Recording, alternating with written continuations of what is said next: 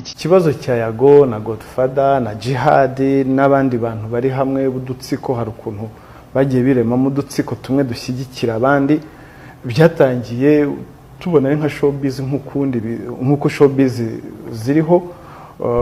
Yago ariko nawe aravuga ati ngewe mpunza agatsiko k'abantu bankoreye yicarubozo mu gihe cy'imyaka 4.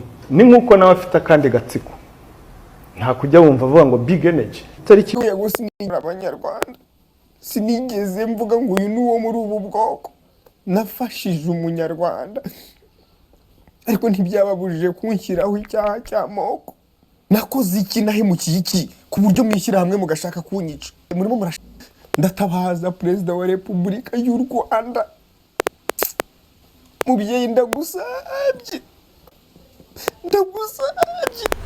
yanjye babarakeza yagira abantu bayi ibihe byiza kuri mwebwe bakunzi ba Sura TV 1 nizera ko ibintu birimo biragenda polampola. Yes ubu rero wumve ngo kesi ya Yago Pondati irangije gufata indi ntera ku buryo abantu benshi bibyamamare mutakekaga bari buze kubigenderamo. Umuvugizi w'ubugenza cyaribu atangaje amagambo akomeye cyane ndagira ngo umve ibyo yatangaje nyuma ndibuze mbumvisha ibyo ba Jihad ndetse n'aba Godfather bose baje gutangaza. Reka mbareke mwiyumvire. Iki kibazo cya Yago na Godfather na Jihad n'abandi bantu bari hamwe budutsiko hari ukuntu bagiye birema mu dutsiko tumwe dushyigikira abandi byatangiye tubona nka showbiz nkuko showbiz ziriho. Ariko tuza kubona ko biri kugenda bifata indi ntera aho batangiye kuzanamo amagambo ubona aganisha ku byaha, aganisha ukura amacakubiri, aganisha kungenga bitekerezo. Yago yarahamagawe arabaswa. Yago yongera gushyira video hanze. Video yarimo amagambo wumva arimo amacakubiri aganisha ku macakubiri n'ivangura. Arabaswa arakurikirana. Muri cya gihe rero imenyetso byegeranwaga nibwo twagiye twumva nawe aravuze ngo yarahunze. Yago ahunze rero yaragikurikiranwa cyangwa iperereza kuri ibyo ngibyo ryari ryararangiye ahunze yaragikurikiranwa nibyo kuko abonye ko atangiye kubazwa ku byaha biremereye nka biriya by'ivangura yavuze yahise agenda. Dr. Yago yarakurikiranwa ibihe byaha cyangwa aracyakurikiranwa ibihe byaha. Yago ariko nawe aravuga ati ngewe mpunza agatsiko k'abantu bankoreye yicarubozo mu gihe cy'imyaka 4. Ni nkuko nawe afite kandi gatsiko nta kujya wumva avuga ngo big energy tariki 14 mu kwezi kwa gatatu umwaka wa 2022 twakira ikirego cya Nyarwaya Innocent ariwe Yago arega uzabakiriho Cyprien ariwe Jihad. Niba wumva uri victime w'ikibazo runaka ariko ngo yagiye ataka ni mwamwumva gutaka ni kumwe bajya kuri social media urese ubutaka. Niba yarabegereye Yago ntabwo mwabonaga ko ibi bintu mushobora kuba mwabishakira igaruriro kuko ndetse no bijyanye no kugenza icyaha mushobora no gukumira ko ibikorwa runaka bishobora kuba byageza mu cyaha. Yego hari urundi rutonde ejo nakurikiranye ikiganiro cya Yago ndakireba cyose ariko numva yavuzemo amazina menshi harimo Sabe harimo M Irene harimo abitwa ba Rocky harimo abo ba Jihad harimo ba DJ Brian na Jihad bigeze gukurikiranwaho nabo icyaha cyo amategeko araharira abagarura. Yego harabo muragarura urugero naguhaye ni nk'abo ngabo bakurikiranywe ibyo byabo Yago.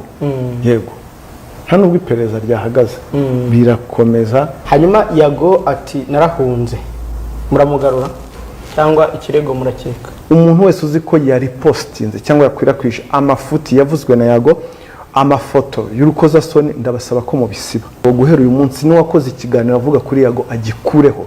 Uwari postinze amafuti yavuze ayakureho nutayakuraho mu minsi mike urakurikirana uraza gukurikirana utayakuraho araza kwa kune n'undi muzongera kunyita maraya wanjekeraho. Ese ko nakoze byitsina uzongera kunyita maraya wa kigoryi uranyumva neza. Jackie Banga maraya ni kwa kune wa kigoryi uranyumva n'undi muzi gasapu aparizi mayibobo zo kuri za Twitter ngo kuri no shuro ndatabaza Perezida wa Repubulika watabaye abanyarwanda wahagarika jenoside yakorewe abatutsi, utabara abanyarwanda urabagaburira babaho ubaha ubumwe, ariko ndagutabaje kabisa. Nahunze igihugu cyanjye nakundaga nakoreraga, uyu munsi abantu barimo barigamba ko banyweye mu gihugu.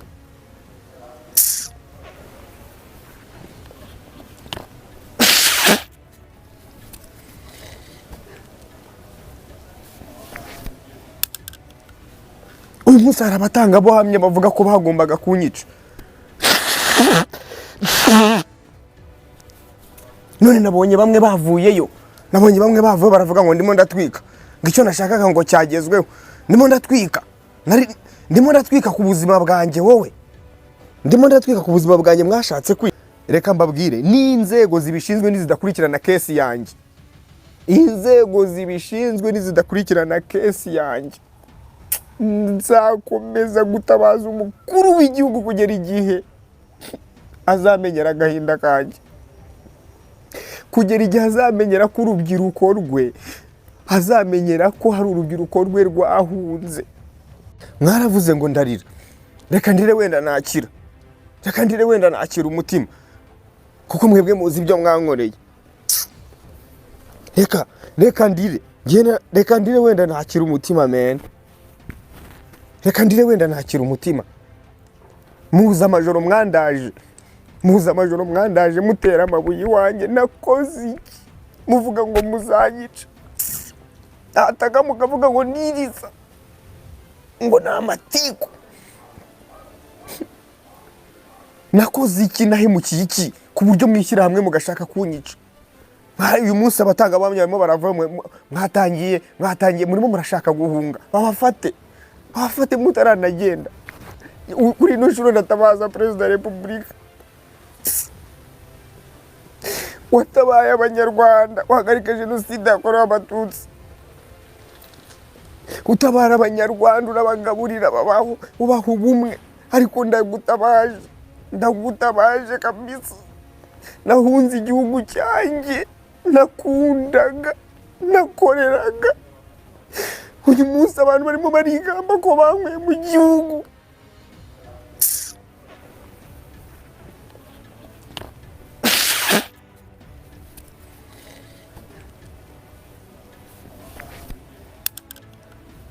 Uyu munsi hari abatangabuhamya bavuga ko bagombaga kunyica, none nabonye bamwe bavuyeyo, baravuga ngo ndimo ndatwika, ngo icyo nashakaga ngo cyagezweho, ndimo ndatwika ku buzima bwanjye, wowe ndimo ndatwika ku buzima bwanjye mwashatse kwica. Ntarigeze ndobanura abanyarwanda, narafashije abanyarwanda, narobanuye ntagize ironda, mwarayiza mukarinshyiramo mane, mukagerageza uburyo bwose mwangiza izina ryanjye. Kuri ino nshuro ndatabaza Perezida wa Repubulika y'u Rwanda, mubyeyi ndagusabye, mbabarira kesi yanjye, yagira abantu bayikurikirana, mbabarira ndakwinginze. Sinigeze nkutuka, sinigeze nkubahuka, ndakubaha ndanagukunda kubera ibyo wakoreye abanyarwanda, ariko nkusabye ubutabera. Izo nzego zifitemo abandi bantu bashobora gufata ino kesi yanjye bakayigura ino kesi yanjye, aba bantu ntibakurikiranwe. Ndasaba ubutabera kandi ndabusaba umukuru w'igihugu, iyi video muyisharinge paka imugezeho. Ndasaba ubutabera umukuru w'igihugu, mwakoze ibintu byose ku buryo umukuru w'igihugu niwe ugomba ngo gukemura ibibazo nk'ibyo byose byabananiye. Ubu niwe ndimo gutabaza, kuko n'izo nzego zindi hashobora kuza abanyamafaranga bakagura bagafata abo bana bose bakabafunga cyangwa bakabica. Ninde ufite ubushobozi bwo gufata umuntu akamwambika amapingu ari umupolisi akamujyana muri polisi akamara icyumweru? Nyakubahwa Perezida wa Repubulika, ndagutabaje abantu bari muri ino kesi bose